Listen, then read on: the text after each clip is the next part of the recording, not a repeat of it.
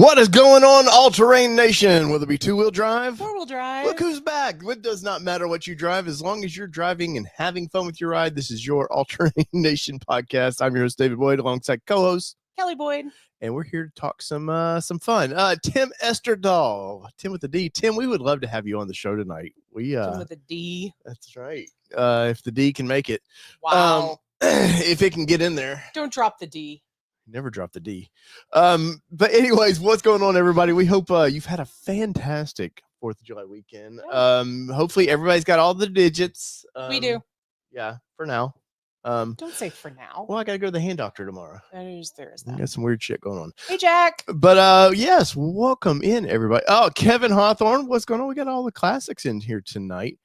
Hey, Douglas Blair. Yeah, but we're here just to kind of BS with you guys. We got a little bit of car news to talk about, but nothing too crazy because we've been here in spirit, but not in physical form because we've been on the road with our daughter. Yeah, pretty much for the past. I know you guys have asked, "Where's Kelly? Where's everybody?" Like everybody has been. Their schedules have been crazy. Like yes. Mark and Jess are on the road tonight. Mm-hmm. Allie said she might pop in for a little bit, so we might see Miss Allie in here. But we got some Ferd news.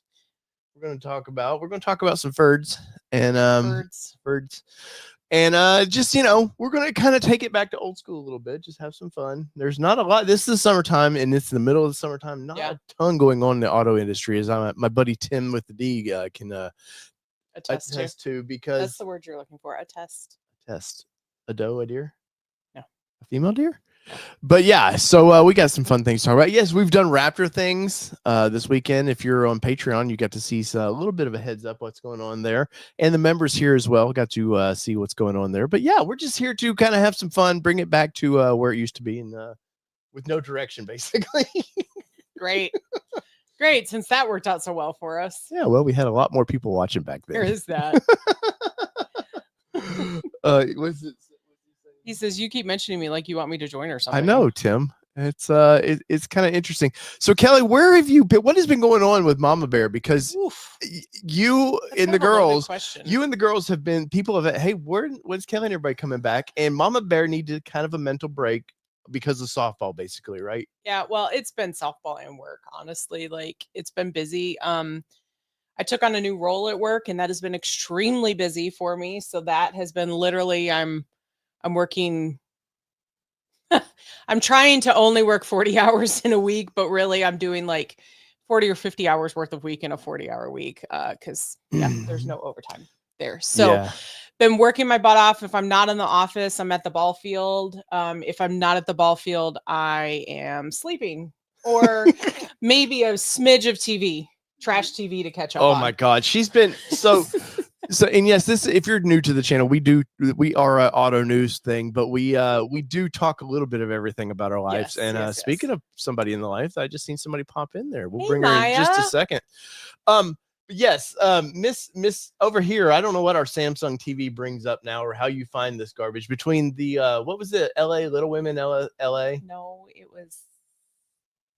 Yes, it was the Little Women LA channel. Yes. Oh my God. It's only because it was like choose a channel and I got tired of hearing weather all the time or like some crappy news channel. So I just was like, oh, I've watched a few episodes of that. And then I've watched literally the same episode like 25 times now. And back in the day, we used to watch this show. It was when TLC, I used to call it the Little Channel because that seemed to be dominated by, what was the people in Oregon?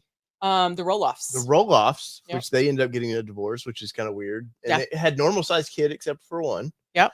But they were kind of a family that was fun to watch. But these people were just some.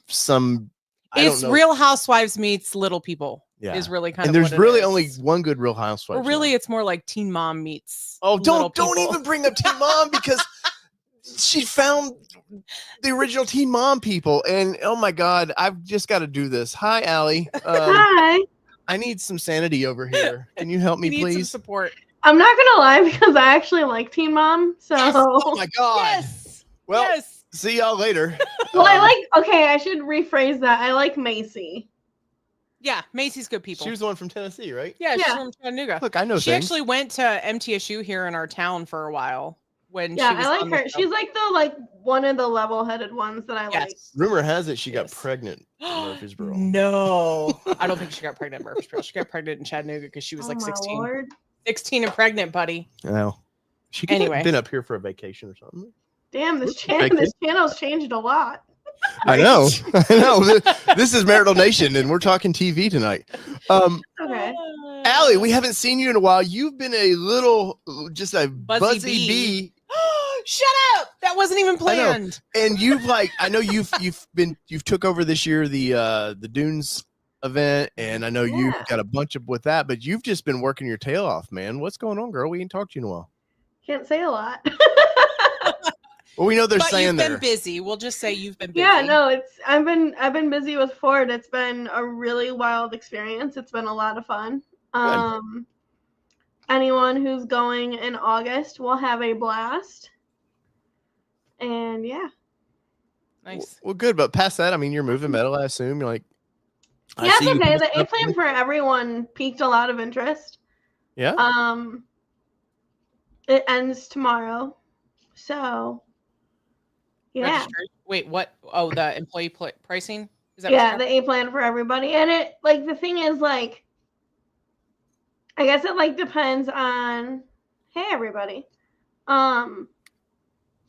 What you're trying to do, lease versus purchase, it's a legit thing.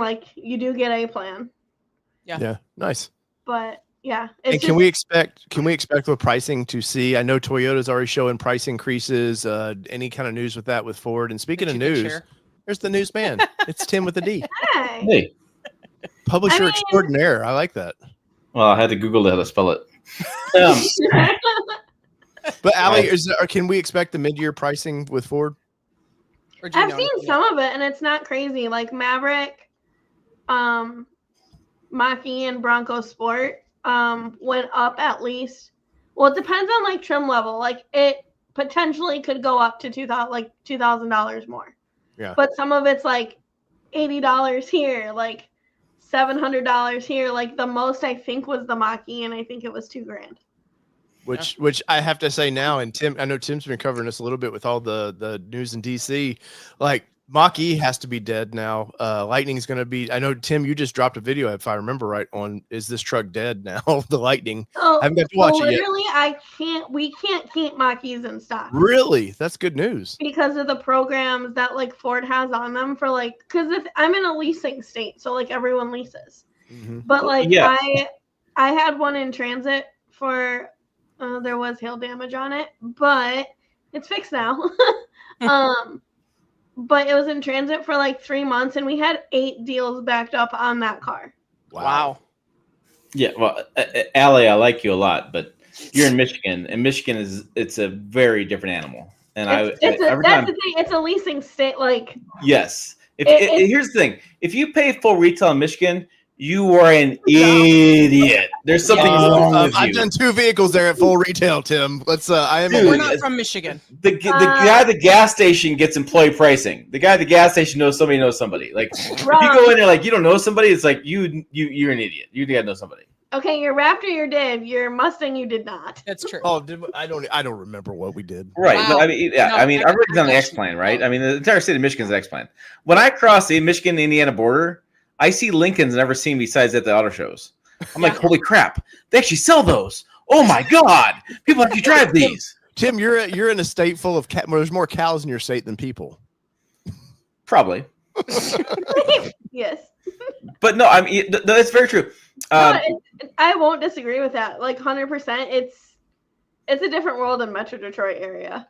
Oh yeah. Michigan's. I always laugh when I go to Michigan because I'm always like, oh wow, this. Yeah, and it's always funny because you're driving to Michigan, and you're like, there's a Subaru. What is wrong with you? Hey, I did feel like I couldn't park my dad's driveway. If you came in my dad's driveway, the Toyota, Subaru, Honda, whatever, you couldn't pull in the driveway. Yeah. Oh, my first time in Detroit was in 6, and I had a Honda Element that I just bought. Oh, and dude, you talk about the weirdest looks driving through Detroit in 7 or whenever we had it. People you were the enemy. No, that's not a big 3 product. What are you doing here? Well, and that's the thing. Whenever you guys wanted me to compare, there's no comparison. I have nothing to say. We don't drive foreign cars here. And if we do, it's very rare. Like, we have a Honda dealership right next to ours, and my mom's niece works there. Dead all the time. Crickets. Dead. Yeah. Like, she texts me all the time. She's like, "How busy are you?" Like, this was Thursday before we left, and I was in the middle of 4 deals, and I'm like, I just got 4 out, and she goes, "I don't even have 4 out for like a week." I'm like, sorry. Yeah, Crazy. no. Michigan's bizarre. No, what I had pointed out was when the September 30th, the $7,500 tax credit goes away. Mm-hmm. That's a big issue. Mm-hmm. Well, it's a big issue, Tim, because I've been wanting to do a live stream with you about this, because I did a video that nobody watched because it was about EV, but brands like Slate and Canoe's already dead, but so a lot of these startup companies, dude, they're dead in the water now. Like because Slate's biggest thing was, hey, we're going to be a $20,000 pickup truck because of fine print. It says under their pricing due to tax credit, and Tello or whatever they're called, they're the same way. They're like, dead. The Lucid CEO came out and said straight up, he goes, it is going to be impossible now for EV startups to get placed in the marketplace. Yeah, because the money going to infrastructure is going away. Not only that, but the tax credit going for the consumers going away, but also the federal incentives for automakers to start up for EVs going away. Those like the Ford Oval City down there in Ohio. Was it Ohio, Tennessee border? Kentucky and Tennessee. Tennessee, yeah. They got massive tax discounts to put those factories in, create jobs. That money's gone. Well, See you you later. saw that Bye-bye. Ford. Trump tried to get that money back, and the federal judge says, nope, sorry, you can have it back. Yeah. There's no way they're approving that funding in the future. That's gone. Well, you saw that Ford was out of all the subsidized things last year, Ford got $7 billion from the government for subsidies on that stuff. That's all gone. Yeah. So I know Ford quickly in Kentucky, because that plant should be up and running or very, very close. They've now partnered with Nissan because they're like, we don't need all this capacity. You've got Tennessee now that should be nearly done, and it's going to be crickets there, man. All these states also chipped in to help get these things in their states as well, and it's going to be a mess, man. What happens? Remember, Hyundai made the announcement they're going to put that plant in Georgia for the battery plant. Yeah, and Trump was like, "Hey, manufacturing coming in the United States." How's that? That's dead. Gone. It's later. Bye. The thing is, if you Google this stuff at all, if you even Google this stuff at an iota at all, China did this. China killed the EV rebate. They tax credit within 3 months. It collapsed so quickly. They were like, "Oh shit!" and they made it back immediately because communist country can do that, right? They're like, "Oh, we just create, whatever." But it collapsed so fast. They were so shocked how things quickly changed. They had to make the change so quickly that that the whole economy around that collapsed. And I understand that people are saying that, if you can't make it work now, it's been 10 years. I get all that argument. Oil and gas in this country has been subsidized for years. Mm-hmm. If you look at us versus Europe, we pay nickels on a dollar for our gas prices. Our gas at the pump should be actually more expensive if you look at the numbers. Right. But what I'm saying is the EV is not where it needs to be anywhere close, and it's going to destroy that economy. And you know what? Great, bad, whatever. I really don't care anymore. Like, whatever you want to decide in Washington, go for it, because I think it's all just malarkey. But they did that. That decision made. Great, fine, whatever. Who cares? But I'm telling you right now, I look at this stuff. Look at that. If you look at my Q2 sales chart, you and I are talking about this because the Wrangler versus the Bronco information. Yes. But you look at the Q2 sales chart for the EV truck sales in the very bottom of that chart. It's not good. Lightning wasn't very good. And I was looking at this. I had the update of the Cybertruck. The Tesla Cybertruck was maybe $5,000, 5,000 units sold. Maybe 5,000. So Cybertruck's unique, though. I'm going to say that's it, because that's a completely. They didn't expect to sell 1 million of those things. I know they did. No, they did. They did. Remember the reservation of that? They had like 1.2 billion or whatever. That was the glory road, man. That was the future. That was the best thing since sliced bread. I'm telling you, buddy. Elon had that up, the best thing ever. It was the best truck. You fire a bullet through that son of a bitch, and go through the bullet, bulletproof. I feel like we're the old couple in the booth. I'm telling you, man. He pissed me off with that damn thing. But the Cybertruck did not sell as well as it should. No, well, there's a lot of reasons to that. I know. they've had some issues with quality on that thing. They've had some issues with. Oh, thank you. So I have weird grown my hair design. longer lately. I was doing the hair thing today. I I see didn't care that. of a hat, but my hair looks on point. Don't you think? I know. I was surprised. I had your hat on all day. I have a full assortment, by the way. I just hadn't pulled it out. Too. Yeah, I got to get you an ATN hat so we can pair off. Yeah, exactly. No, but like Cybertruck, that's a weird, unique. I don't like it either, but it doesn't make me as angry as it seems like a lot of people it does. But yes, no, that's an extraordinary thing. But the companies that, like Tesla in general with the Model S and 3 and, their bread and butter stuff, they were smart, man. They just said, hey, we're offering it. People bought them. Now you can think of Elon. This month, we don't like Elon. Next month, the same group will love Elon, depending on how he sways with the wind. But Tesla did I thought he was an idiot for many, many years. So he's a pretty on brilliant record. idiot. I think he's an idiot. I thought he's an idiot for many years. He's a very smart person, and smart people to me are very much idiots. So there you go. Oh, 100%. But they did their own thing, and be damned. Like people bought. I need you to quit doing that. I don't know what's happening. Sorry, my TV's freaking out over here. My monitor. By the way, Allie has just closed 4 Mach-E sales as we talked. I know. She's closed 4 of them. Well, I'm getting to that. So No. Just stop. 4 I'm trying to get it pulled Mach-E up for sales. you over here. 4. I can't help that it's freaking out. It's Tim's website that's freaking out. yeah, it's Tim's website. But so we'll leave Tesla alone because it's its own thing. But now you got the big 3, Tim. You got GM was hard. You've got GM who went hard at EV. We're going to be an EV company 2030, be damned. You've got sort of, we'll say out of the 3, you've got Stellantis over there who seems to be the Nissan of the big 3. They can't shift fast enough. By the time market shifts, they're already behind. No one wants. They're hardcore. And now, look at the Charger or whatever they call that thing. Dude, they can't give that away. And that was even before the talk of the credits going away. Did you see that they had to recall it because it wasn't loud enough? No, but I did see where they wasn't actually stopping. It was the throttle was just doing its own thing. No, so EVs have to make a certain noise for the blind population, and it wasn't loud enough For the blind population. Yes, there's DOT so mandates my on wife works with deaf and blind people, and so she's a special ed teacher, and there is a there's a federal mandate that the EVs have to make noise because that's why the power boost has to beep when you're backing up. It does because blind people have to be able to hear things. It makes total sense when you think about it. It does make it's like okay, it does. It was fine. just funny. But the Dodge Charger was not loud enough. Not beeping. It's not for legit. You don't know it's there. Exactly, So, and so they had to recall it because it wasn't loud enough.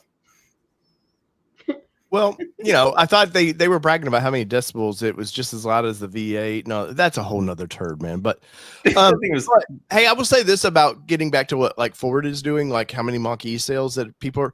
They have the gas powered to they have two really EV vehicles. They have a truck and a car basically, and that's it. They're not trying to do the whole lineup, so they can toy still with those. Well, wait. I got to say this, and Allie's gonna not like me to say this. They Ford really tried to get me like the E-Transit. They have a work van. Oh my god, I hate the E-Transit. Ford was like all of me trying to get this, and my friend Chad Kirshner, I'm throwing him out there on the bus because Chad was like all into it. He was like making love of this damn thing, and he wanted me to love this thing, and I'm like, okay. Final mile delivery, E-Transit, sure, for all 10 people in the world who are going to use this thing. Fine. Oh, great. Yeah, whatever. And I'm like, this thing is a dud. It's a dud. It's just a dud. And I was getting emails and I was getting phone calls about E-Transit. The sales report, last quarter sales report on E-Transit, it was like they sold like 10. It was like 10 versus the rest of the transits. Yes. We tried to send one to auction. I said tried. It came back. Yes. Oh God. Wow. So what is the range on those things? Can't be 200 miles, maybe. Like 200 miles. Yeah. No. So do you think though that transit was just to try to when everybody was trying to get Amazon to jump aboard theirs? So everybody developed it. GM has what is it? Bright Drop. And so do you think that being was dropped like a bright turd? Yeah. But do you think for Ford that was a quick look, here's our presentation. If we sell 1,000, we sell them. If not, who cares? No, they tried. I mean, I'm telling you, man, I got press materials like crazy. I probably and My manager's trying to give one away right now, so yeah, it's not good. I feel a little validated these days because I was like thrown under the bus at many press events, and I was looked at like that dude. Like I was looking at the guy with the pitchforks in the back in the corner, like, or I was like, I'm like, okay, I'm like maybe like, cool. Like I don't mind the Mach-E, I don't mind the Lightning. I hate the E-Transit. It's awful. Yeah, it's just like I'm like it could maybe work. It'd be maybe okay. I didn't, whatever. But like, and the Lightning, like for me, the Lightning, we drove it, we tried to use it, and it was like I almost didn't make it home one night with the Lightning. I mean, Lightning is fine in small places and stuff. And remember Jill? So the Lightning first came out, and NACTOY was doing a thing that was North American Car Truck of the Year, people, journalists, whatever. And they were doing a thing, and Jill's a member of the jury, and it's a esteemed thing for journalists to be a part of the NACTOY. And Allie knows, being in Michigan, NACTOY is a big deal, and when the word comes out, it's a big deal, and automakers love this deal. And so it was a huge thing, and Jill's like, "Don't you love the Lightning?" I'm like, "Well, it's just okay, it's fine, whatever." And so Jill made me go on camera with her, and we had a huge, like, almost throwdown argument. And Jill, if you know Jill gets very animated, and I don't. And I don't hold back with Jill. I just was like, you know what? Fine, let's talk about this. And we had a whole thing about it. And I was not over the moon about it. I'm like, okay, it's fine. It's what it is. It's fine. It's not a big deal. And I was not like blown away by it. It's not a truck. It's an SUV with a bed. That's what it is. And she was like, whoa. And everybody in the world loved Lightning. Like all my friends loved Lightning. My friend Paul Eisenstein bought one. He was like, trying to convince me at press programs about it. And I was like, oh, okay, all right, Paul, whatever. And then, the sales came out. The sales weren't that strong. And then they cut production and things weren't going as well. And things were happening. Initially, though, I know early adopters jumped in on it. Because early adopters. Pandemic. All of a sudden, in Canada was like, wait, it doesn't go that far in the wintertime. And then was it some of the big channels? One of the big Hoonigan bought one. And they were like, oh, crap. We had to sell it right away because it didn't go down in the wintertime and the retail value sucked. And I mean, it was all of a sudden these stores coming out were like, this thing isn't as good as we thought it was going to be. All of a sudden the range isn't what it wasn't supposed to be. And I was like, okay, it's an electric vehicle. We've known this for years. Like, what's the surprise here? And yeah, it turned into this whole like kind of debacle thing. I still think the Lightning is fine. I think the Lightning is fine. I don't think it's amazing. I think my it's electric fine. utility, that's what they run here, is mostly Lightnings. Yeah. I think it's fine for in town for short distance runs, like occasional towing. I think it's fine, but it's not to me a truck that's a multi-tool that you can use in a multi-situation. That you can get up tomorrow morning, and if you want to drive to California tomorrow morning, you can't get in that truck and just go to California tomorrow morning. You can't do it. So Tim, speaking of, because this was not going to be an EV episode, but it's turning into that because I do have questions, and I believe I respect you in the industry and know you're pretty good at this. So with the credits and all this going away, obviously that's going to affect some people. I don't think for 90% of America they could care less about it, and I don't mean that rudely. I just mean it's not going to affect their life one way or the other. They're not buying EVs, but now we have our partner up north who we're fighting tariffs with, but they've set hard lines of we're going EV no matter what. And if they're not being built here, basically, they're up shit's creek, right? Like Canada is really pinned themselves to this, I don't know if you want to call it progressive, woke, or whatever you want to call it, of like, we're hardcore, we're doing, we want to be the progressive country. Cool. But now if America's not building your EVs, where are you going to get your cars from? I think Canada's been smart personally. Growing up in the Flint area and growing up in the Detroit area and Michigan and stuff, like I love Canada. Canada's awesome. Like I've been to Canada and Windsor. I've been up different places in Canada. I've been up in different places, Toronto places, and Canada's awesome. And Canada's its own market. And honestly, I think Canada's got tons of natural resources. Canada's got tons of manufacturing.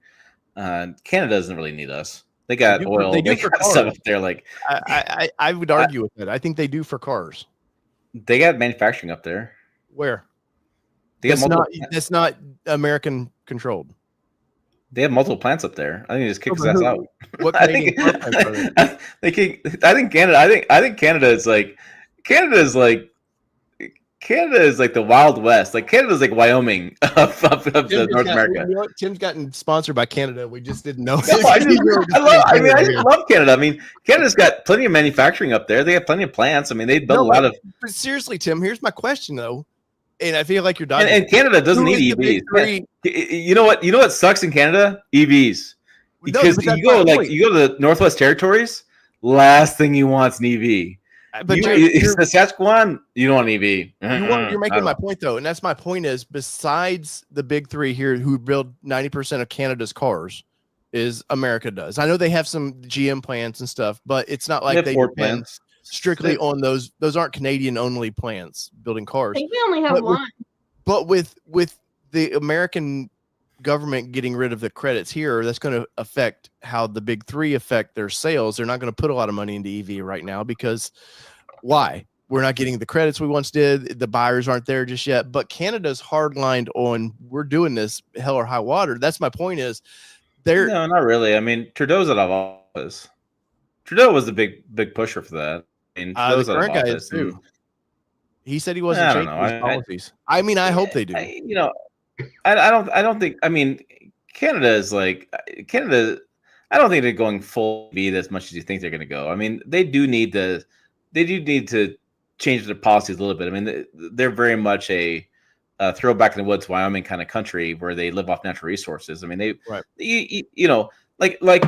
live like my Sarah Palin joke, right? I can see Wyoming from my house, right? I can see it right there, right? And Wyoming, I always talk to my cousins about it all the time, like. Wyoming's a natural resource state. Like they live off coal all the time. And you just know that coal is a finite resource. At some point, you're going to run out of it. At some point, it's going to happen. It's just going to happen, right? So you do need to diversify at some point. And Wyoming's done a very poor job of that. So at some point, Wyoming's going to be in trouble. It's just, there's no argument there. You talk to the old people of Wyoming, they're like, oh, it's fine. It's forever coal for 50 years. You talk to my younger cousins, they're like, yeah, we're screwed. Because I mean, they get it. It's a finite resource. Yeah. I think Canada's the same way, but I don't think Canada can go full EV. I think the full EV stuff is kind of ridiculous. I think if you do I am on Canadian. Conspiracies are coming. I very much am pissed off about tariffs about whiskey. I did try the American whiskey. I don't like it. So I'm very much Canadian whiskey guy. But I do think that it's okay, little guy. You didn't hear that. You did not hear that. I do think I'm a strong proponent of improved fuel economy in full-size trucks. I'm a strong proponent of diesel. I love the Silverado diesel. Hybrid. You're big on that 3-liter, right? I dig the 3-liter a lot. I think hybrids. I think GM's. I don't like GM's plug-in hybrid strategy. I like the power boost from Ford. I like the power boost capability as far as I actually just power on board. One for 4 days, and I really liked it. The power on board is just a cool feature. Mm-hmm. And the thing is, like I said to somebody the other day, if you look at trucks in the past 10 years, fuel economy's improved. And they're like, and they argue with me all the time, like, oh no, my buddy's bullshit. Look up fuel economy last 10 years. Fuel economy has improved in the last 10 years in trucks. So I do like 50 miles round trip a day. Yeah. And driving a power boost for 2 of those days, I was on like 660 miles till empty for 2 days. Yeah. Like that thing kept kicking into electric mode, no problem. Drove on the expressway, drove on city. It was great. If you feather that gas pedal just right, you can kick that electric mode on just right, and you can play that game, right? You play the game. I turned it into a game as soon as you play the game, right? Yeah. So I'm just like, just play the. I don't think we need to go full like EV to get. No, I think if we did more of the power boost like Ford has in more of the lineups, I think people would be way happier. I tell you what, I took that. People gave me crap lately about not being harder on automakers, and I don't really understand that. I have a video dropping tomorrow about that, by the way. Well, because you're not negative every video, like the clickbait BS. That's why. Yeah, so I did a video tomorrow about 5 things I don't like about automakers lately. But I did a video about that. But my bitch to the Ford Expedition team was, why the hell didn't they do a power boost version of Expedition? And everyone's asking. Holy crap! Being that program manager for them, we're sitting at the ball game and. Who's the program manager on Expedition? I don't know who the guy was. I was drinking. It's not Brad, is it? I don't know. I have something to drink. But I looked at him. I said, "Why the hell did you do a power boost?" He goes, "Well, it's coming in the future." I said, "You guys have all these pictures, all these fantastic pictures, about we're gonna go out and do tailgating. Great tailgating. We're gonna be out in the campsite and fix dinner with this 2-tiered like eating system, whatever." I'm like, you need power to do that, and you have this great system you built called Power Boost. It has lots of power to do that. To boost that. How did you spend billions on this Power Boost system and you didn't include it in your big SUV? Dumbass. Yeah, I was not. I gave him, and I'm sitting next to my favorite PR rep, Dan, and I was sitting next to him, and he was like, yep, because I gave that guy a mouthful, and I was like, this is ridiculous. And I said, and so Jill and I did a video on the Expedition, the off-road version, the Tremor, and we had a whole segment, and I said, I don't understand. I literally almost said, I don't understand what the hell Ford was thinking. This is absolutely ridiculous. Why, if you spend all the money on this damn Power Boost system, why not include it? But no. They spent $1 billion to do this fancy tailgate, 2-fold tailgate in the factory. Shows us 2-fold tailgate. Who the hell cares about this clamshell tailgate? Like, I get it, but I don't get it. Like, they spent all this money. They showed us all this off in this factory, and you forgot the key component you already invested $1 billion into. That you just slide it in. All it is, Power Boost. I'm sorry, Power Boost is all it is that inverter under the bed hooked with hybrid cables. It's not rocket science. But it is. Oh, I know. But it is, but they've already figured it out. I got to be honest, though. I'm tired of, and I'm the off-road guy, I'm tired of every manufacturer taking a goofy CUV and thinking they have to have an off-road trim of this thing. Like, I don't know what this is doing for the company. The Expedition, the Explorer, all this stuff with trimmer, it's a waste of time. And I think you're going to see in a couple of years, you don't hear about this crap anymore, because when you think of an SUV, you think of your family stuff. I don't think of going to camping in an Explorer. I just don't. I got to find my keyboard here. I'm going to do I got a good comment. Hold on.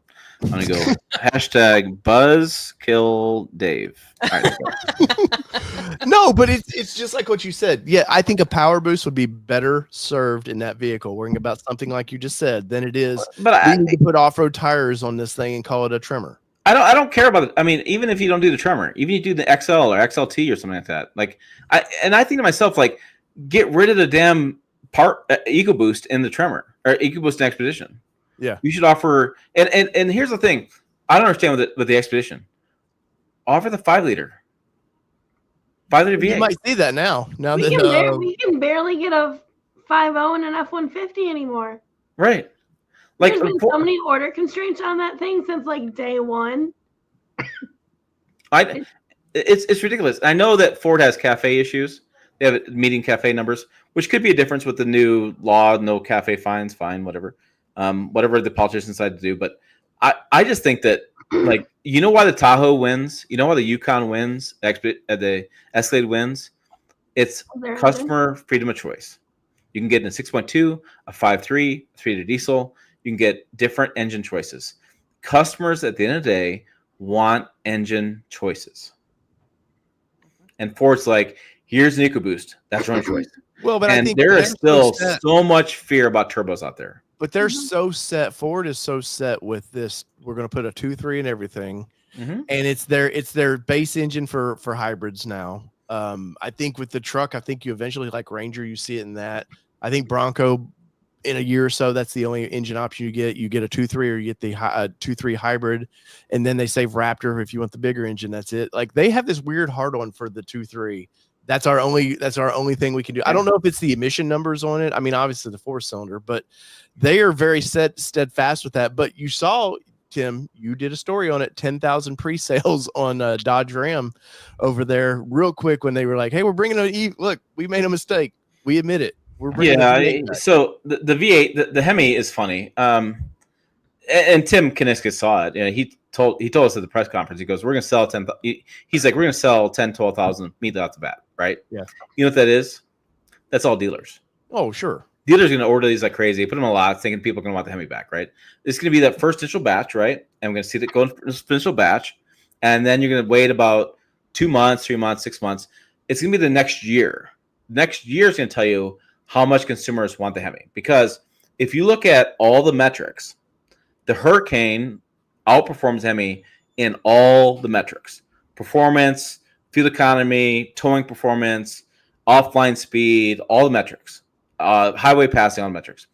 But if you're counting cylinders and you want a better exhaust note, the Hemi wins. Yeah, because the good old boy who buys a daily truck, they want, whether, the smart answer is yes, the straight six is a way better platform for that truck anymore. But I get goosebumps when I used to start my Mustang. If it was the 4-cylinder version, I'm not like going out there just with a grin on my face every time. People want to enjoy their purchase. We still grin at every Mustang we hear go by. That's right. And when you're forced into something, much like what we were trying to be forced in with EV, when you're being forced into some category that, for one, the government should have some oversight, but they shouldn't have the total say. Like the past 6 years, I don't know what's been going on where they just decided, hey, we're the manufacturers now. You're going to do as we say. But people want, like you said, they want freedom of choice. Hey, man, I feel good about my EV purchase. My neighbor has one. They got a Tesla next door to me. They feel good about it. And I feel good about my purchase. I don't. Yeah. No, yeah. I mean, should have choice. And that's the thing. We need freedom of choice. I'm totally a fan of that. I'm always a fan of people's freedom of choice. Come from the guy with the RHO in his driveway, Mm-hmm. No, I blow away Hemis all day long. Eat them for lunch. On my face. It's hard to hear the exhaust note when you're doing 0 to 60 in like 3 seconds. Sure. You know why? I can't hear it. I'm going too damn fast. The speed of Tim. You pass by it. You pass the speed of sound. I can't hear it. But the thing is, I get it. I totally get it. The TRX sounded awesome. The seat rumbled when you drove by. But I don't miss the stopping gas station. Yeah. The RHO gets much better fuel economy than the TRX got. It is funny to see our buddy TRD John in one. And having the time, other than a couple service engine soon like he's had. But he's been calling me. Him and I talk on a daily basis. Yeah. He's like, oh my God, I love it so much better than Tundra. And I'm like, yeah, I know. It's crazy to see these Toyota boys going, wow, this is actually a better truck. I'm like, this is out here? What? Yeah. You should try a Raptor then. Yeah. Well, I got my wife's Ford Ranger the other day, and I'm so mad at that damn truck. Why? What's wrong with the Ranger? It makes noises. Oh. I got the poppy noise and A-pillar. Oh. I swear to God, Alloy, every time I get a Ford, there's a poppy noise and A-pillar. Every time. Why are you breaking it? Yeah. I'm not. I don't even drive it. Why drives it? There's a poppy noise and A-pillar. Somebody said it was because the A-pillar was rubbing against the dash. I looked the other day. There's a clear line between the A-pillar and the dash. I'm like, bullshit. Not happening. Yeah, no. Yep. Nope. A-pillar. I had a Ford Expedition. My brother and I took deer hunting. That thing popped so badly, we had to. We literally were driving crazy. I had a Ford Ranger.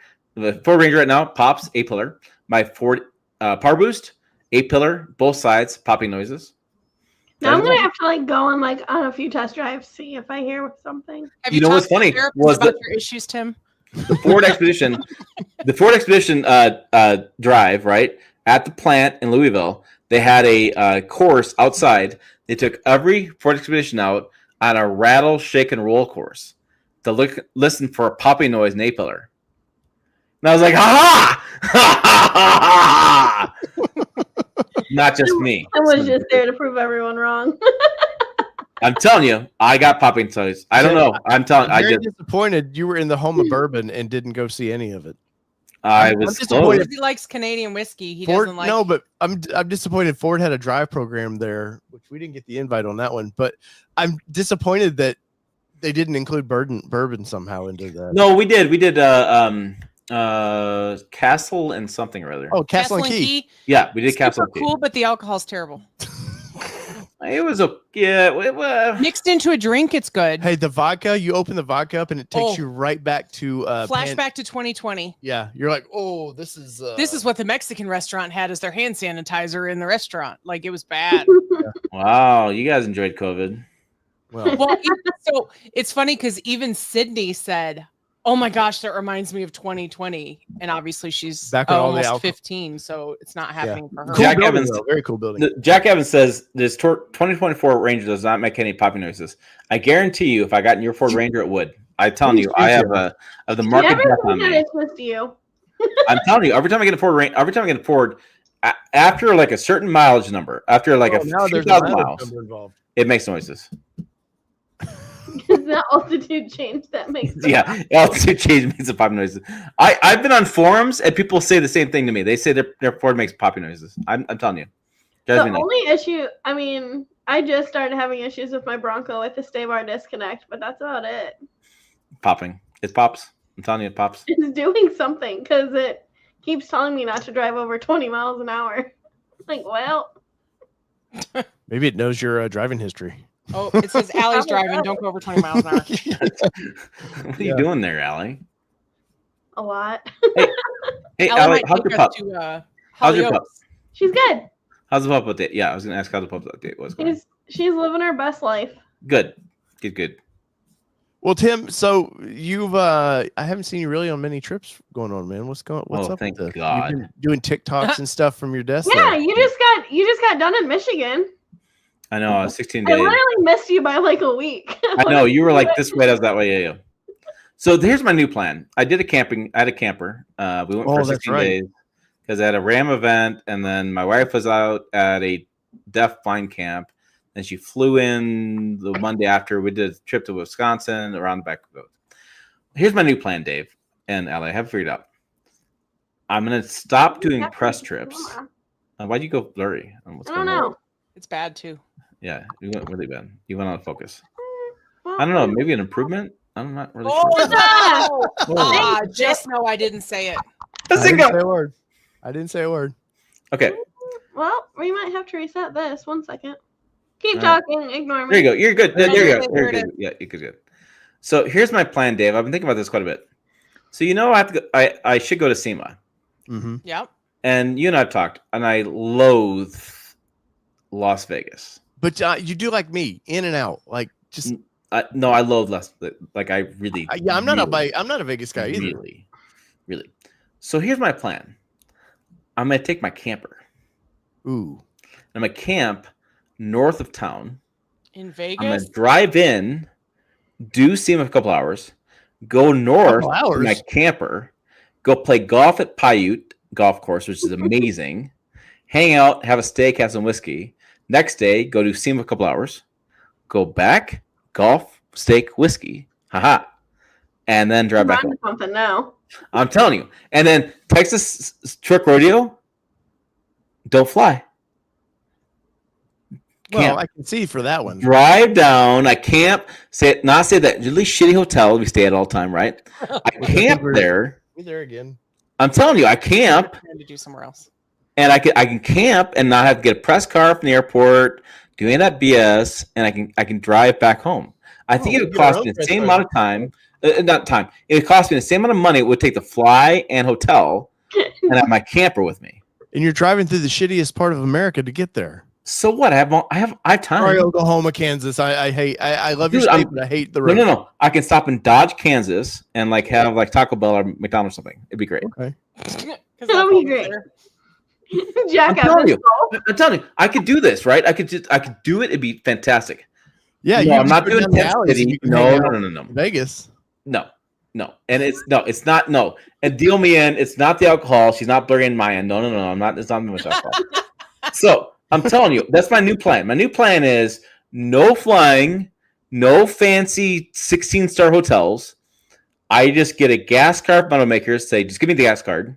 Yeah. I would drive out. I camp. I do the event.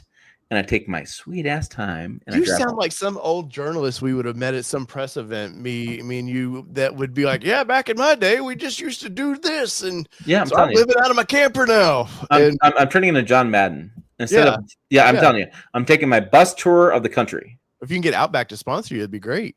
It'd be fantastic.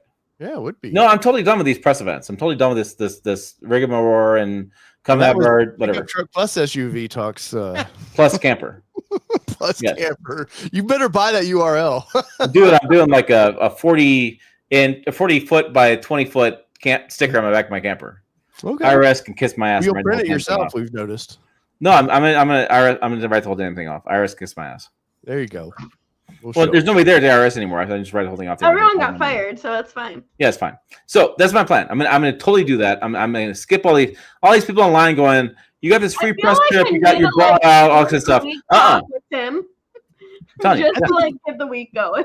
I think people think these press trips that we go on are so glorious, and sometimes there's fun parts to them, but the like that's a small percentage of the trips. Like it's like an hour off of these things, man. Oh, it's an hour. The rest of the time is just murderous work. No, my last Ford trip I got was the best part of it was I got some really expensive bourbon at a dinner, and that was the best part of the trip. The weather was awful. Hey, we had a good time though. Don't downplay the trip. No, I'm gonna. Yeah, me and you make the trips fun, but My kids are older now. Wife's at work all week long. I got the time. I'm gonna get the camper Wi-Fi. And I'm telling you what I'm gonna get. Starlink? You gonna get Starlink? Oh, screw that guy. I'm gonna get better camper Wi-Fi. I'm gonna get the whiskey on board, the steaks. I got the grill. I'm gonna get the RV bidet. Fantastic. I'm gonna take my golf clubs, my bike. I'm gonna ride my bike. I'm gonna lose my belly. It'll be fantastic. I take all my time. Work a couple hours. I'm gonna take my time. And here's the best part: when I have to pee, whatever, I just pull over. I have the bathroom with me. Come on, dude. Anybody I know that owns an RV never actually uses the toilet because they don't want to clean the damn things. It's simple. I don't Lazy asses. You need to have shower right there. With my parents, because for years, literally, as long as we have had a camper that had a bathroom in it, my dad would be like, "Well, don't use it if you don't have to, and don't use toilet paper. It's too hard to clean." And you're like, "Lazy ass. What's the point of having a bathroom?" No, I'm gonna put a TV in there. I got my little living room set up. I'm gonna upgrade the chairs to be like the power recliners with like lumbar and heat built into them. Dude, I'm telling you, man. I'm gonna be deal me in for a 2024. Says one cross country towing a camper. He'll be back on a plane. Dude, no. Hey, that RHO does 75 miles an hour with the camper and doesn't even care. 2,000 RPMs. Doesn't give a care. Yeah, but you won't own that in 6 months. I actually don't know. I'm kind of confused what to do. Oh. Well, no. So here's the deal. I bought the Ranger in 24. I bought the RHO in 25. I don't have to make a decision until 26. Which we haven't seen the Ranger on the channel much, man. I know we need to. I have to get some tires on it. My wife's got to do a 6-month update. I have to do a 6-month update on the RHO. I've been late on that. But anyways, so I need to do the Ranger update, RHO update. But no, I have to buy something in 26. But I could just buy the replacement for the Ranger in 26 and keep the RHO in 2027. Yeah, there's sponsorship opportunity. No, I'm not gonna. No. That guy is like the loony bin, and anything he says is like political now. And I'm like, I'm not dealing with that guy. No politics. That's right. And you'll put that on your camper, right? No politics. No politics. Just trucks. No. And SUVs, maybe. No, I have to report on Somebody said to me the other day, like, you did a Trump. I did a Trump tax bill thing because it's a big news, right? His big, beautiful bill. Great, fine, whatever. And I did the top 3 things that's coming out of that for truck owners because you need to know this stuff, right? You know, buying a truck, what's going to happen. So he's like, well, this tax bill for America, I unsubscribe from TFL and no Patreon because of politics, whatever. I don't care. I don't care what you think about this stuff. The bill passed. He put his name on it. He talked about it, whatever. The 3 things you need to know, that's what happened. Done. What do you want to know? And I would tell you this. I've done a lot of TikToks lately because I made like $2,000 on Chinese money last month. I know. I saw that. And TikTok people have no common sense. Yes. Holy crap. This sounds awful. It's the 3-second mentality. I hate to say, but any video I've ever seen to come across there, it seems about, the IQ of about 70 somewhere in there. A lot of the videos. It is I'm shocked at the people's comments. I'm like, are you serious? So somebody said to me, he said, I want to go back to manual windows, roll-up windows, because they're so reliable. I'm going to go out tomorrow with my 62 C10. It's my 3rd time in 9 months of fixing my reliable roll-up windows. Well, you started there at 1962, Tim. Do you know how unreliable roll-up windows are? Oh, Did you not grow up in the 80s? I had a 95 Firebird with roll-up windows. I do understand. Yes. Like, why do we think this? Why do we have like these gigantic rose-colored lenses? Like the past was so beautiful and so amazing and so Well, awesome. that's manual transmissions. I mean, I love a good sports car and a manual transmission, but at no point do I want a daily manual transmission Or sit in traffic in a manual dude, transmission. So, No. have you ever been, Tim? Have you ever been to Pigeon Forge, Tennessee? The redneck I feel like paradise I know that name. here. Anyways, towards Knoxville, Gatlinburg. Gatlinburg, Tennessee. It's near Gatlinburg. Yeah. I feel like I know that name. Yeah. So it's red light after red light. And I just in '95, I just bought me a brand new Firebird with the little 3.6 in it. Had the manual transmission. I wanted manual. I wanted to be cool. And I got stuck in all this vacation traffic. And by the time I got to my chalet, my leg was about 4 times the size of the other leg. Yes. From shit. I'm like, and don't get me wrong, because I took shit on our Mustang. Why didn't you're not a real driver then, are you? And you're like, what?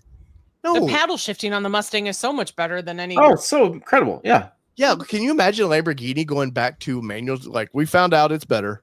No, no, it's all dual clutch as fast as it can go, man. No. Yeah. No, those people that, like you said, they look with rose-colored glasses back the way they used to be, and it's like, no, I don't want to go back. No, I don't want to go back. Like, people are like, isn't it great you work on your 62 C10? I'm like, yeah, because I have to work on it. Yeah, I had a 1964 Volkswagen, and guess what? It never ran right. And no matter if I put a new carburetor or whatever on it, it never ran right, and I didn't have time for that. So, shit. Allie, how you doing over there? That's right. It's 2 old men over here. We'll change the name of this. Well, I podcast. actually just looked up the registration for this thing. So, Tim, Allie's got a 60th anniversary Bronco bash she's putting on. Mm-hmm. Up at Silver Lake. Yeah, I've been trying to figure out this. Hold on, I'm trying to figure the sign behind her. This Bronco stable. I've been caught up with Allie's stuff here. Oh, that's besides the obnoxiously bright window behind your. Is it? I mean, I got Allie. It's 8:52 in Michigan. You tell the sun to go down. I mean, where the hell? Right. What's going on? You'll get there. You know. What's the Bronco stable? It's a bunch of stickers. Stickers. All the ones she's met or traded with. So, Tim, the Bronco guys, instead of Jeep guys have ducks. Right. The Bronco guys seem to like to trade stickers. They're not guys. Bronco people like to trade stickers. Okay, so Bronco people like to trade stickers because they're okay of their vehicle. Generally. Okay. So registration of the 19. You said, "Come on, Allie, this point we talk." No, so we're having a birthday bash for Bronco with Ford, and they have a surprise reveal there. And I just looked up the registration, and there's 450 people. Is that people? Broncos, not people. So now you have to times that by 2 to 4 for people. Almost 1,000 people. Okay. Allie, is there a website for that? No. Michigan Bronco. Yeah, MichiganBroncos.club. So, and you're it's going. Just a lot more people than we were anticipating. It's fine. It's fine. I'm fine. Everything's fine. As the dumpster blows up in the background, right? Hey, my first off-road event I ever put on, Allie, I got 53 to show up, and I was expecting 16. And I remember the parking lot everybody was meeting up at, and I just looked like, what the fuck am I supposed to do? It was at Best Buy, and they just kept coming. Yeah, and I was like, what am I supposed to do? It was Nissan Xterra. And so that's the thing. I can already tell you, I know there's a ton of classics not registered. So. Oh yeah, guys like me never register. We just show up. Yeah. Which is what I usually do. True story. I'm trying to get there, Allie. Honest to God, I'm really trying to. I think you filled out the form though. Did I? I thought you did. Huh? Did he not? I don't know. What? Did he fill out the form? No. I'm one of 400. I'm one of 400. Wasn't it a smart sheet? Hold on. Anyways, Tim. So 60th anniversary of Bronco. Allie can't talk about it because she's under embargo, but I'm under an or may have some participation. There's something cool coming. I mean, they did it for Mustang. They're gonna do something for Bronco. So. Yeah. Well, I will be at Woodward though, for definitely 100%. And somebody was asking about that earlier. I don't know if I'll be at Woodward yet. What? Tim went 2 years ago, was it? You drove your 62? Yep. Did it overheat? This event is gonna kill me. No, it didn't overheat. Nice. No, I do know that the Bronco Corral is moved. I need to talk to Laura. I don't have all the info on that. I thought it's where the Mustang Alley was. That's what I heard. Yeah, it's right across the street. Yeah. So, I'm trying to figure out like if we're but it's gonna be fun. There's I'm doing a question panel with some Bronco designers. Cool. So Very that'll cool. be cool. That's it. Woodward. No, at Silver Lake. Oh, it's Silver Lake. Nice. Well, Tim got to jump the Raptor R there, or regular Raptor at the dunes. I remember The sand dunes. Raptor. Yeah. So I have to tell you, I went to the local truck show here in town. a Cars and Coffee, as it were. What's that? Was it a Cars and Coffee? Nebraska version. No. Yeah, maybe. They had right? like corn balers and stuff. Yeah. It's all the high school truck bros that had their diesels with lifts and tires. Yeah. And I had to create the stick real fast, which gave me crap about. That's okay. I can handle it. I'm a dude. You're fine. It was fine. So I created the sticker It's and I put it okay. on there. And I went over there and I got like this. Oh my God, it's you! Not whatever. Can't deal.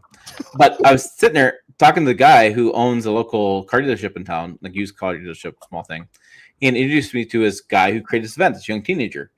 And he goes, "Oh, you had the Dodge, the RHO Dodge." I'm like, "Yes, I had the Dodge." Whatever. These young kids. How has it been like 12 years and people still It's been can't? 15. But I do mess it up from time to time as well. It's fine. It's okay. So he goes, It's "Have you fine. jumped it?" And I said, "Yes, I had jumped it." And he, "Oh, you jumped it?" I'm like, "Well, I didn't jump mine. I jumped the Rams one in Michigan." "How'd you do that?" I'm like, "Well, they invited me out. They said jump it." And he goes, "Well, how's it compared to TRX?" And I said, "Well, it jumps faster and jumps farther." He goes, Yeah. "You jumped TRX?" I'm like, "Yeah, I jumped that in the Raptor and the Raptor R." "You did that?" I'm like, "Yes, I've jumped them all." Yes. And then it was like, "Well, you need to come over to our shop. Your stories are better than our stories are." I'm like, "Okay, yes, I will come to your shop and tell you stories." But yes, so yes, I have jumped all these different trucks, and I will tell you. Can you say you stalled out a Raptor R in the dunes or got stuck like I did? No, that's a one and done for you. You did. Ford will never invite me back. You did a couple the different- cat box I used. The You cat know, did I a haven't couple even of gotten stuck out there. Hey, I redeemed us because I jumped. Well, you hadn't been in sand like that. I've been in sand like that quite a bit. So anyways, yes, it's one of those things like I have jumped these trucks and people just lose their minds about it. I'm like, well, yes, I've jumped these trucks. I've been in Brago Springs. I've been in different things. I've been all sorts of things. I've done different things with these trucks. You do experience things that consumers don't experience, and these trucks can take it. I always laugh because people were like, well, that truck can't take it. I'm like, pretty sure it can. Pretty sure launch mode actually does work because I know I've tried it. So it's funny. I remind Dave every time after we've already passed the railroad tracks that he could have jumped them. But no. No, He doesn't do safety guy here. We don't jump. Yeah, you are not the tracks. safety person. guy. Let's Safety be guy, very Dave. clear. When you almost ran in the back of a Jeep the other night, no. That Jeep had it coming. That was not safety, Dave.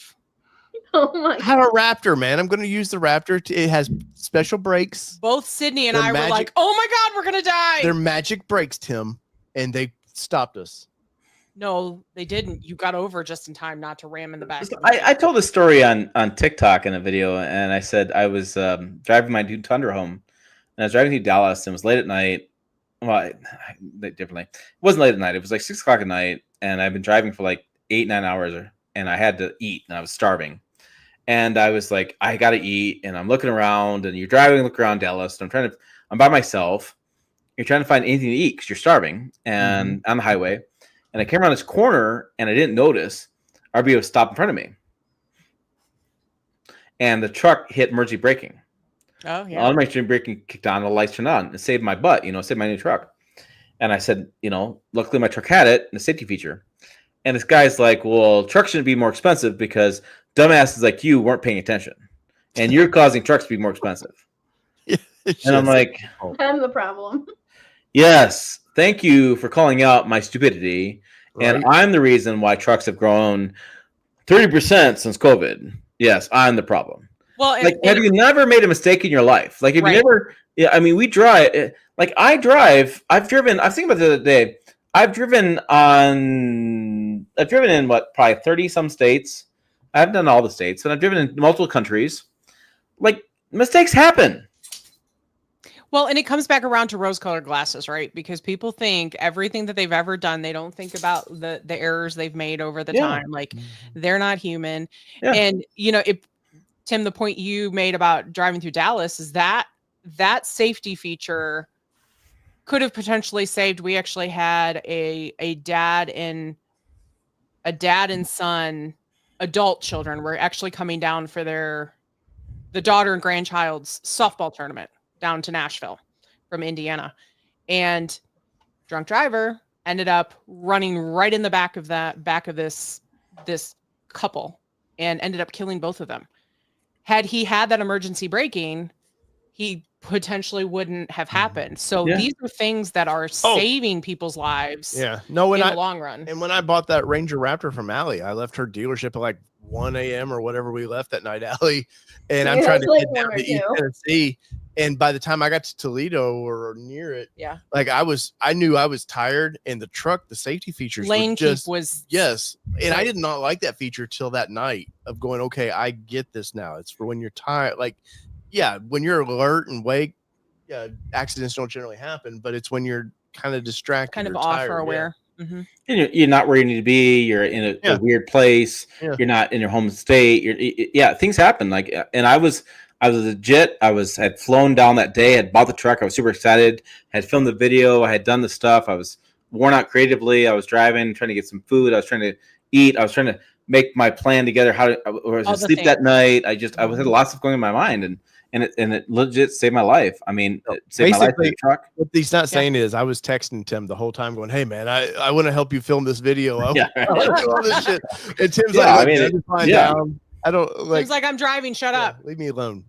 No, I mean, but that stuff happens. It's like, I'm always fascinated by this stuff where we feel like we're so easy to judge these days. Yes.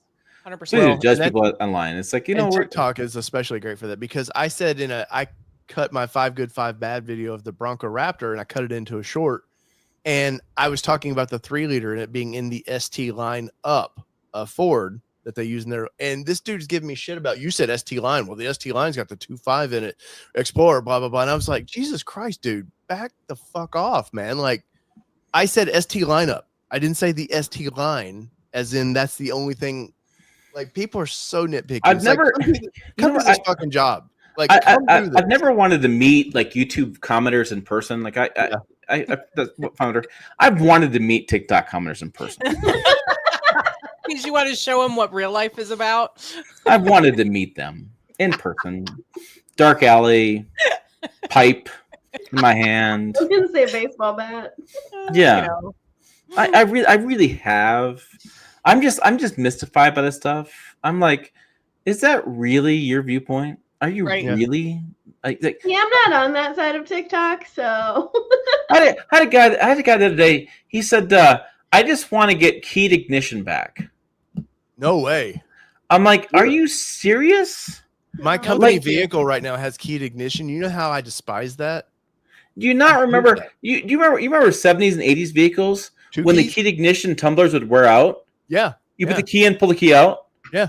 And then you want to steal the vehicle? You need a flat screwdriver. Pop that out. Well, and you had 2 keys for your car too. Yeah, the one the door lock, the one for the ignition. Who was the dumbass? I want to meet the dumbass on that one. It was like, you know what? We need 2 keys, Frank. If we don't have 2 keys, and this young dude doubled down.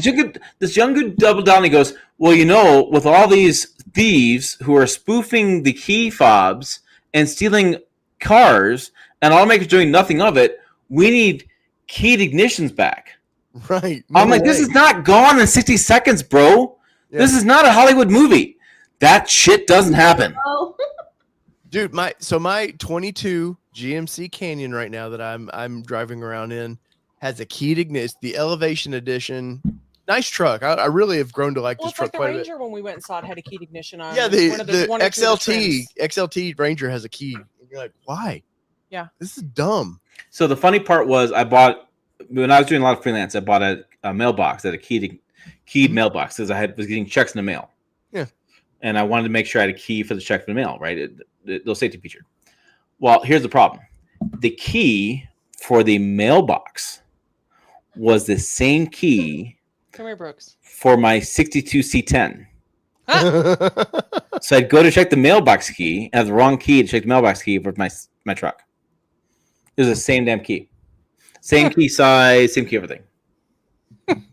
Yeah, I'm not going back to that name. I'm not going back to that. I'm not going. I'm not. Not it. I'm not doing it.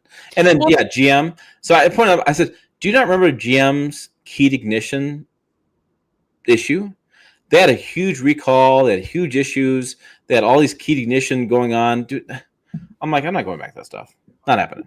Nope. Well, it's funny when they first came out with push button, I remember it being a scary thing going, well, what if this button stops? What if this button stops working? Yes. Because there were some on Nissan Titans where there were some issues with the push button housing.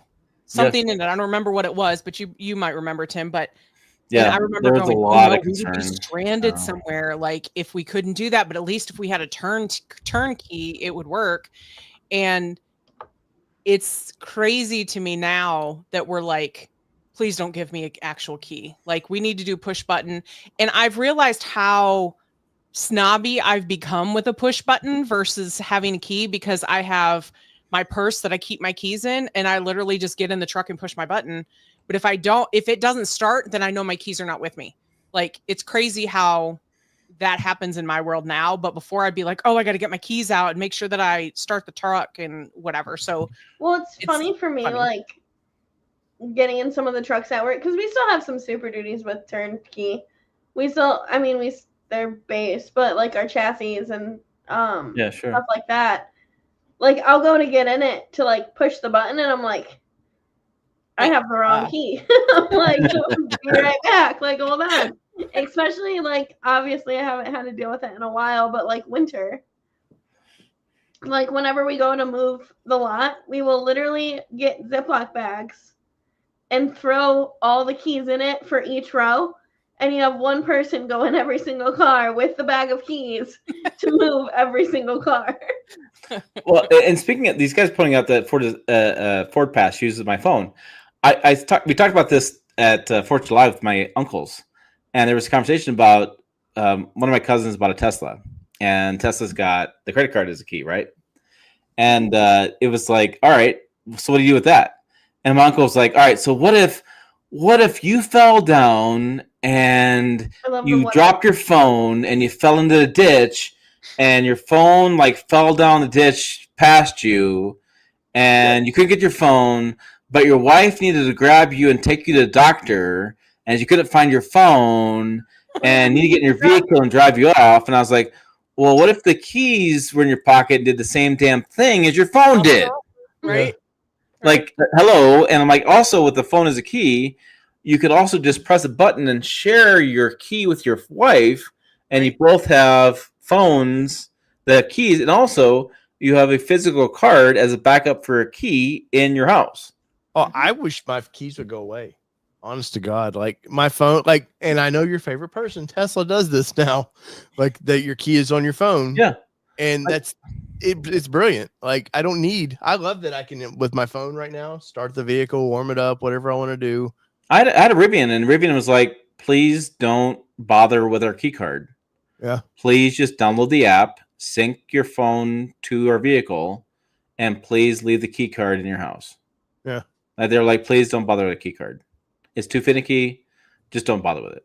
And I was like, okay. All right. And so, but then I used it a couple times, and I was like, this is like a shit. I'm like, I walked up, hopped in, pressed button. I didn't even press button. I walked over, opened the door, hopped in, put it in gear, and drove. Like, it didn't do it. I didn't do anything. Like it was I was like, this is right. Oh, holy crap. This is nice. And then as Douglas says, you can share that with your wife. And then if somebody wants to borrow your Rivian or whatever, you want to borrow my vehicle? All right, hold on a minute. Press 2 buttons and you go share and you're done. Can you share it for a time period? Because I think you can. I think you share it for time period. You can share it with somebody you want. Hey, you want to borrow my truck for tonight? All right, here. I give you for 4-hour, 5-hour access, whatever. Because I think like valet and stuff like that too. Like you're dropping the car off at valet. How much power do you want to give to them to be able to take your car? Yeah, I mean, TikToks on my car. And you can do you could probably do a valet key. I'm sure. Rivian is like stupid smart. Those tech bros, the tech bros at Rivian got it figured out as far as that goes. The rest of the vehicle, not quite sure about, but they got the tech stuff figured out, right? Because they're tech. People always ask me, they're like, what's the difference between like Tesla and Rivian versus like Ford and GM? Here's the deal. they are a computer company building a vehicle. Mm-hmm. Ford and GM are a car company trying to build a computer. Well, you saw where different Farley mindset. was talking about how the Chinese are just eating their ass right now because they are, like you just said, they're computer companies building cars and they do it more efficiently. They just, it's a different way of looking at how to do it. It's just different. That's how reverse engineering works anyway. You see a product and you try to figure out how it was made, But- and then but- you make it better. The American car manufacturers, even, you know, Nissan and Toyota and them, they're into this. This is how you do it. We're not going to really innovate. Where these other companies I don't care what you're doing, you know, because the way Tesla builds a car is not like how the big three build a car. And it's, you know, sorry, Tim, I know you're not Team Elon, but they reworked it and made it more efficient to do these things. The car is crap. Like even Tesla guys will tell you. The Tesla fanboys will tell you the car is not very good. The paint finish is not great. Well, there is but that. the technology is good and the car buying process is good. They love not having a dealership. They love having a service at the keystroke. Allie, close your ears, Allie. But they like those aspects of it. The car is not always amazing. The car is very basic inside. It's not great, but they like the tech aspects of it and they like the buying process of it. But that's what they love about it. So they like those pieces of it. It's just a different mindset when you buy those vehicles and what you're buying them for. I don't know. Like EV is pretty boring in general, anyways. Because like we drove the Nissan Ariya, that thing was awful. That was not a good product. It was, the build of it was fine. It just was an awful vehicle. Like, yeah, that was that the last? I EV still didn't think it was as bad as he made it was lifeless. No driving character. It was like a golf cart. But the point of the vehicle is not to have much of a life, to be honest with you. It is to be a commuter vehicle and it is to be used for a purpose. That's where sometimes you go, it doesn't have any guts. Not every vehicle out there is meant to have guts. Just think about it. Every car has a purpose for the task that it has. Like the Mustang is not a soccer mom car. It's not going to take Sydney to softball in Nashville with all her gear and herself and a day at the ball field. That car's in Louisiana now. My point is, the Bronco can do that for us. Other vehicles we've had can do that for us, but they're also not sports cars. So you've got to look at a vehicle and be like, what is the point of this vehicle? Then why did 2 weeks ago Nissan decide to make a Nismo Armada, which I know has to get Tim all excited, because that's them going, we need a fun, sporty people mover. No, people want exciting cars. Jesus, if you Tim's done with you. No, I the can tell Model you right 3 now, Tesla Nissan can is do done. 0 to 60 in 2-something seconds. There's a reason why they did that. Because if you made an EV just all 5-second cars, they all drive the same. There's no life to any of them. It would be awful. But that's fine. But again, there are certain people out there that are looking for the Ariya and what it provides. There are certain people out there that are looking for the Tesla that sits next door. We're not Tesla people. That doesn't mean that there is not doesn't mean there's not a market for people for that. So what I'm saying to you is you sit there and go, oh, this car was terrible. In theory, it was not terrible for what the point of the vehicle was. You're not taking it off-roading. You're not even looking at what the Ariya is about. Like, sorry, marital nation here. The Ariya is supposed to be an upper scale electric vehicle. So therefore, an upper scale vehicle, Tim can jump in on this. You want some, like Cadillac's not building an upper scale vehicle going, man. And there's no changing his mind. Boring pile of shit ever. No, the Ariya is a pile of shit car. I'm not talking about that. My opinion is it wasn't as bad as he makes it out to be. And if you look at sales numbers, which I'm sure Captain Sales Numbers over there is looking at them, they're not selling them either. So if all 20,000 people that bought that vehicle so far love it. How many? Thank you. 20,000. Okay, out of meanwhile they sold 100,000 Nissan Rogues in the same pit in just half the time period. Right. And even Sentra's a people mover. That's all, like you're saying. That's what Sentra's purpose is, really. But if you don't feel anything in that car, now there's people, we've talked about it. There's people that get in a car, they need to get from point A to point B, and that's all they care about. But, bailing your ass out, Dave. But those are rental people. Those are rental fleet cars. That an Ariya. Remember, the wife is always right, especially in public. Dude, you gotta put that Dave deal me in. That's a great comment. Yeah. No, but the Mach-E is a little bit fun to drive. He's not listening to you all. No, come on, Kelly. The deal me in. Come on. No, put it on the screen. Come on, put it on the screen. Yeah. Give me belting your ass out, Dave. But okay, so at Tim's point, 20,000 people bought it. I have talked to 2 of those 20,000 people, and both of them have liked the Aria. We're in a weird category. We're in Nissan territory where we only see Nissans around here. You know why? Shitty lease vehicles like Michigan has that they all get them for $100 a week, which is fine. Ooh. But the point is, do you feel that poke there, Allie? You are not the Did money. you say $100 a week? I don't know what they get. It's stupid cheap what they can lease them It's for. not a week. Whatever. Cool. But the point is, $400 a month, typical lease payment. No, they get them for like $200 a month or something. It's something stupid. But my point is you take this and you go, I'm right, and only my opinion matters. No, Tim's matters. Tim's opinion might matter too. And I think it's a piece of crap. So everybody has to think it's a piece of crap. My thought process is on it. I look at it from a diplomatic perspective and go, the point of the vehicle is to be an EV, to be a people I gotta mover. agree with Kelly on this one. No, but okay, I mean, look, you two have both drove the Mach-E. Yeah. It's not a lifeless vehicle. Yes, it's not. Is it a full Mustang? No. But it's not a lifeless, boring piece of shit vehicle. But we've talked about this too historically. Not everybody But it starts at $50,000. Do what, Allie? I said, but it starts at $50,000. So it can't really be a lifeless vehicle. It has to have some characteristics. Well, and my point too is we've talked about this too. Not everybody is a car person like we are. They don't necessarily want a life-full vehicle. You're killing Tim over there. Look, he's about to go to sleep, Kelly. Like when, so how do we get on this conversation? So for example, when Corbin bought his Sentra, yeah, did he care that was a Sentra, or did he care that he was getting a newish vehicle? You know what he cared about? That Nissan would finance him because that's what Nissan's known for. Thank you. Yeah. So there you go. And book closed. I've got a 300 credit score. I need a vehicle. That's what he cared about. No, Dave doesn't need to drink more. Somebody's not getting lucky tonight. Well, I'm at 50, Tim. We're past that. Anyways, no, I don't know how we got on there. I don't either. But Ari's a pile of shit, in my opinion. You love it, so we're about 50%. I didn't say I love it, but I think for the concept it is. The AC would not keep up with a 50-degree day. It was not 50 degree. It was 90 degrees. No, I said it wouldn't keep up with a 50-degree day. Like, it's awful. Anyway, is that something you've experienced, Tim, with AC and EVs where they don't keep up with the temperatures, like a gas powered, or is it brand compressor dependent would? that you've experienced? Honestly, I always get them when it's really freezing cold. Mm. I get the worst luck. They give me EVs when it's like the darkest day of winter. Like it's the. I don't have an issue with the Mach-Es when I hide in them during the day.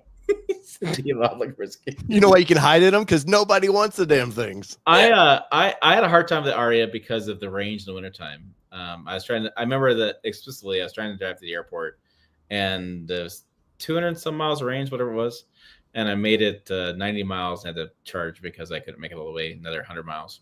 Yeah. It's fine. It's fine. It's like Kelly said.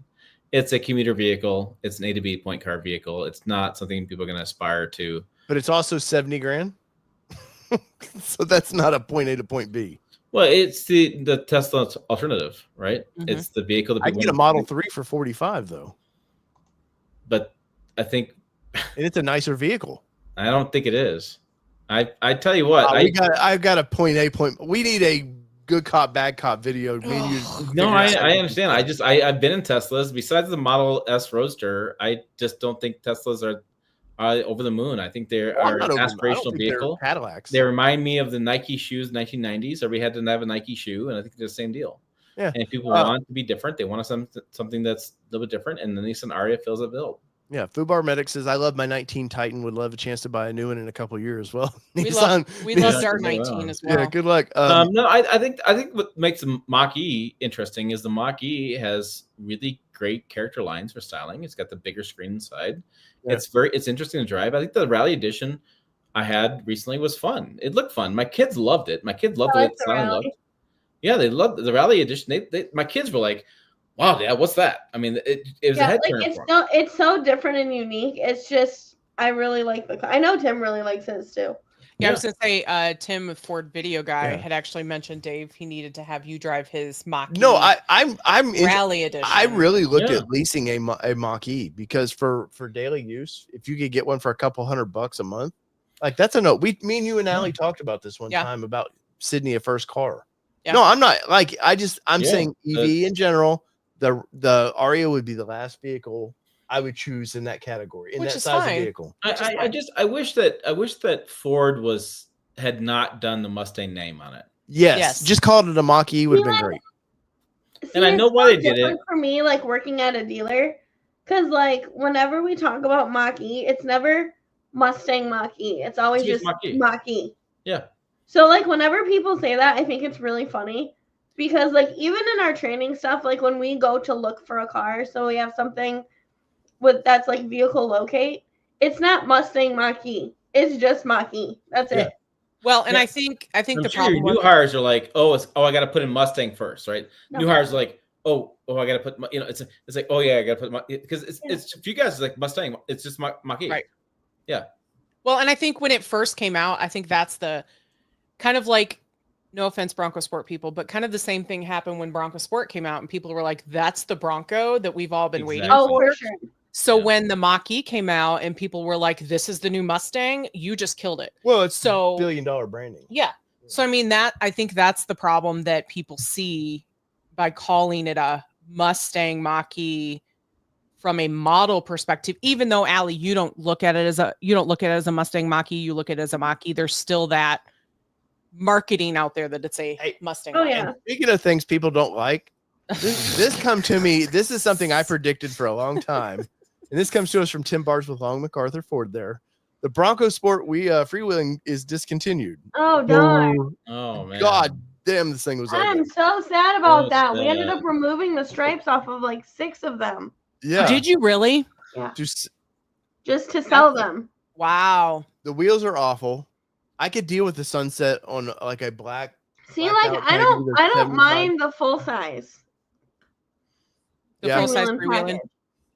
But Tim, this has to really bum you out, man. I know you're a big Bronco Sport guy. I just was thinking to myself, like, I don't think you're actually running a news story on this. I think we just completely skipped it. Yeah, I did too. Like the buyers, I just sort of skipped this one. But no, like this was a mistake from the get-go. This was it was low-hanging fruit to go, let's just print some vinyl, new wheels, and we're done. Even the full size to me is just awful. Our dealer had like 5 of these sitting in there. They couldn't get rid of them. Yeah. Just ugly. Blair. What's that? It looks like a Honda Element. Whoa, don't you insult the Honda Element, sir. Yeah. I loved him a I Honda mean, Element. don't insult the Honda Element. At least the Honda Element looked better. I mean, come on. Right. Yeah, but Tim, this can't be a surprise, right? No, not at all. I gotta say this about Ford. Ford has some incredibly cool products that they have somehow figured out a way to incredibly screw up, whether it is the names or at the factory from building. Like it's incredible to me. Like the recent recall of all the new Ford Super Duties, because they forgot to include the springs that allow the brakes to work. You don't need brakes, man. Like, I'm just like, Ford is a really cool company and they make really bad mistakes. And I'm like, what are they doing? Yeah, I am amazed at their recalls that they constantly have for the silliest things. Yeah. And Jim Farley is always like, we're going to fix that stuff. And so I made Jill write the story, how already in June of this year, Ford is #1 in recalls yet again. And it's like, the only thing I can say for them is they go so fast about getting new things out. But they really, I mean, it's like they did it. They shut down the factory for Super Duty. They delayed launches. They're trying everything they can to get quality back up. And I'm like, they make cool stuff. They make really cool vehicles. And they just cannot nail it. And the marketing is just off. I'm like, what are you guys doing? Ford should be a much bigger company because they are much better, much cooler products than, say, GM. GM does not have a Bronco competitor to save their life. They cannot pull it out of the hat at all. No. And Stellantis is like selling drugs on the side because they cannot figure the damn name out, right? And it's like how Ford does not own the OEM domestic marketplace is beyond me, but they cannot get their heads out of their asses to get stuff straightened out half the time. Yeah. And I'm like, for crying out loud. All right, now you're just talking like a whole lot of common sense. You need to just slow down there, killer. Simmer down, sir. Simmer down. I'm just like, come on. Like, stop taking the shotgun to your foot. Try Jesus working at a Christ. dealer explaining this to customers. I'm like, oh my God. I'm just, and I'm sitting there going to myself, I read these stories, recalls and stuff. I'm just like, you're killing me. Yeah, no, so I've been watching, we talked about earlier. I've been watching Wrangler versus Hold on, Bronco. one second, I'll be right back. I gotta go All right. do my meds really quick. But Okay. Oh, yeah, I've been yeah, watching this and how each of those brands could affect each other. Like Bronco pushed Wrangler to be better. Yes. Obviously, Bronco copied a lot of what Wrangler was good at. And then, you do have Chevrolet over there. You're like, what are you guys doing? Like, I grew up in a Chevy household, man. Like, my dad through and Same. through is a GM guy. He loves the brand, lives and die with that brand. But if I wanted to be an off-roader, my best option is the Colorado ZR2. Mm-hmm. That's my best option. And on paper, you're like, okay, it's $50-some thousand, but it's weak sauce in comparison to like it's a mid-sized truck, and a lot of off-roaders don't want mid-sized trucks. They want SUVs, and they could build on that platform and build something really incredible. Can you imagine a ZR2 Bison version of some Blazer? Oh, yeah. Blazer. Because honestly, that truck did very well off-road, but once you put it on the road, it was not great. It was rattly. It You was talk rattly, about noisy, it was Tim. squawky. God. Um, Have you been in a Colorado lately? I took one deer hunting last year. That son of a bitch was loud. The good old 2.7 is a good little engine, but I got it some- sounds like a rattly diesel from the I got 80s. so mad at it because they screwed up. They didn't put any sound deadening over the hood, and the direct injection makes all the noise inside of it. It didn't deaden it at all, and the headlights didn't turn off for me. That thing pissed me off. I know that they're gonna the next version of this or update's gonna have a damn light switch. It's got to have a light switch in it. They took They much went heat. full light switches, all their EVs. They went the full light switch button on their Traverse and everything. They're doing the light switch. My problem with it is I couldn't get the damn lights to turn off. Yeah, that had to be. I just mean, a COVID deal. saw, hello, dear. I'm right over here. Let me know. right here. Come see me. I'm But like, that was a COVID deal. Like that was the last minute. Like shit, we can't get chips for these switches. How do we make it work? Yeah, we got to do. No. You would no. There's no switch there. That's a manual switch turn dial. That can't be a semiconductor.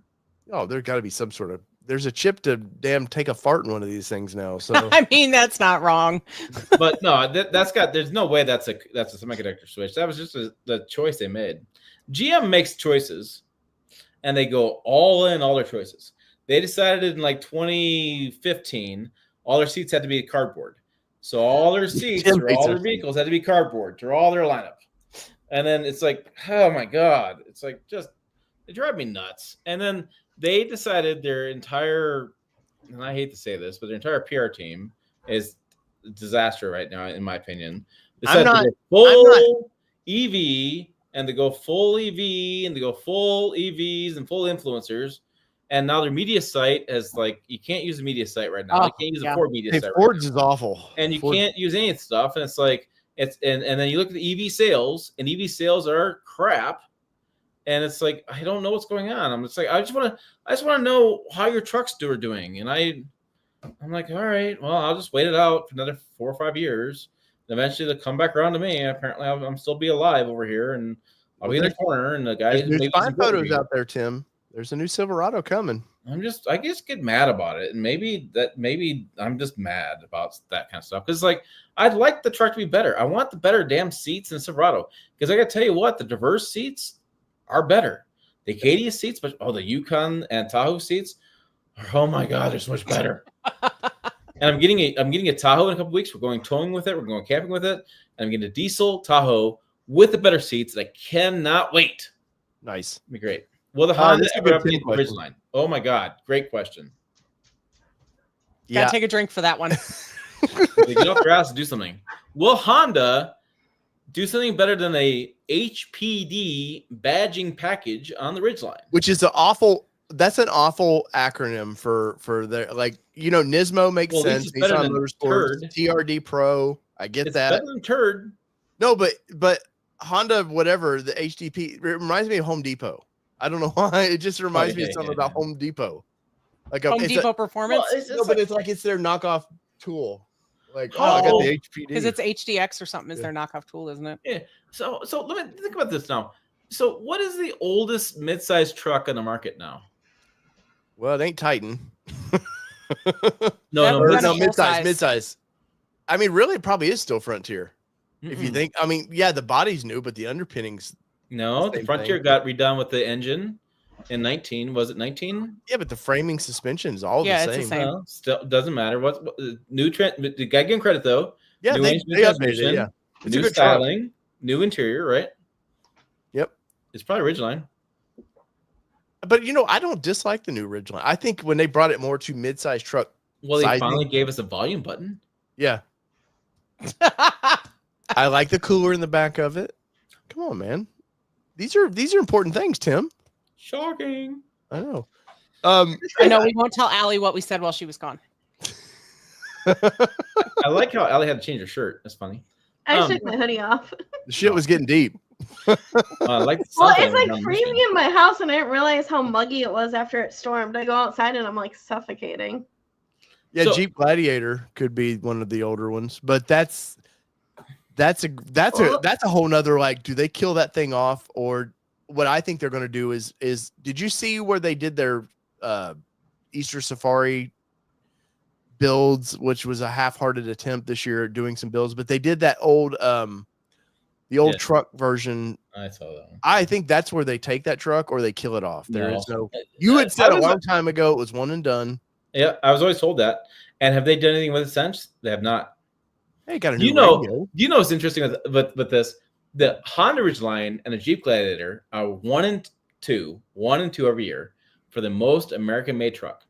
Yeah, I believe and the Jeep Gladiator just got the first time ever the JD Power Initial Quality Award. They bought that, right? And well, it's all bullshit. Nobody says JD Power's bought. JD Power's never bought. But it's also, what's funny about it is the Jeep Gladiator announced sales 3 days or so after those two awards came out. Gladiator sales were like, thanks. And in 2025 they killed the manual transmission. Yeah. Well, the Gladiator's such a niche. I loved our Gladiator. I really did. Tacoma is the only truck manual transmission, and everybody on TikTok was like, just give me manual transmission and manual windows and manual locks and a V8 and a. Now when I read comments, I'm only gonna hear like Tim's voice in my head. Right. And who are these people on TikTok, and how do they know what TikTok is if they know what a manual transmission is and manual windows? Because you manually push it up to the next one. You and who is going to buy that truck? Right. Like, because Ford, and Allie knows this, Ford tried that for years. Ford was the last manufacturer in the F-150 with manual windows, manual locks. You know who bought that?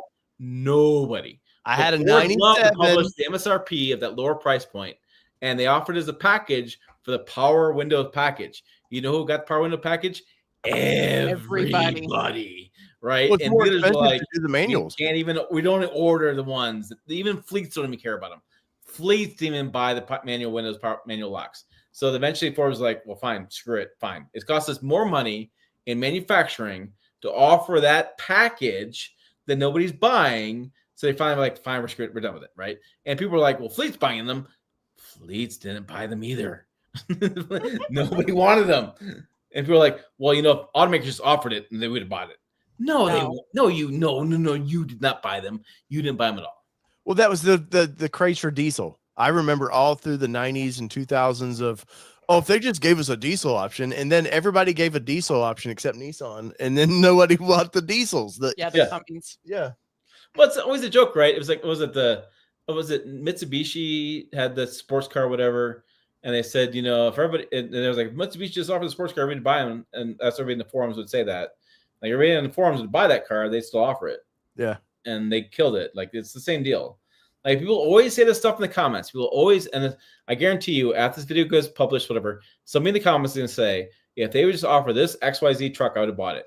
And you know what? You wouldn't have. I'm sorry, you won't. You won't. Because if you would have, they would have built it. This is not a magical thing. This is not a magical business. It's a car business. Right. They will build what you buy. I know it's shocking. Allie will sell what you will buy. But I think what? GM would like you to buy what they want you to buy, though. There are exceptions to that rule of like them going hardcore at EV and stuff. They want to force you into something, and people are like, no, we're good. Yeah, hey, then they stop building that. Then eventually they start offering what you want to buy. I mean, that's what happens. It's a car business. It's capitalism. That's right. If guys, if you'll come over, like I know Tim's sharing this, but allterrainnation.com or All Terrain Nation here on YouTube, click the subscribe button for me. Like I don't know what the algorithm's doing here lately, but they have small creators like me, they're like screwing over for some reason. So numbers are down. So if you guys would smash the like button and hit subscribe, I would greatly appreciate that. And then if you would go over to Pickup Truck Plus SUV Talk. Man, if you could speak. No, my throat's scratchy. But you go over there and check out Tim's latest blogs over there. Tim always has some good news and articles. News. Yeah, but you said blogs. Jesus blogs is so 2000s, bro. I know. 100%. Well, sorry. What's on the homepage? What did I write lately? Like, go down, scroll down a little bit. I don't know. What did Tim write lately? Well, so I wrote the 3 A's Trump tax bill. Yeah, I am. Oh, Ram updated a GBWR, and they didn't say anything about it. And Joe was like, "Is this news?" I'm like, "Yes, this is big news." And they also have plastic upper control arms, which I learned from you, Tim. Yeah, that freaking. So, which I've now seen all over TikTok and everywhere. Everybody's picked up on that story and getting thousands of views off of your story on that, which is hilarious. People are like, so if you don't know this, Ram supplier, a supplier, South Korean tier 1 supplier, use plastic control arms with a steel reinforcement in the upper control arms. The story I read said they went away from steel reinforcements after a couple years went by. So people are saying that one pothole and that thing gets destroyed. But yet they've not realized they've been running them for years. Allie's going, I live in Michigan, and I was just in Michigan, and I know Michigan potholes are just craters of size of cars. The moon doesn't have craters that deep as they do in Michigan potholes. Hey, listen, the big three do the testing up and down 23 and 96 just to do quality. Yes.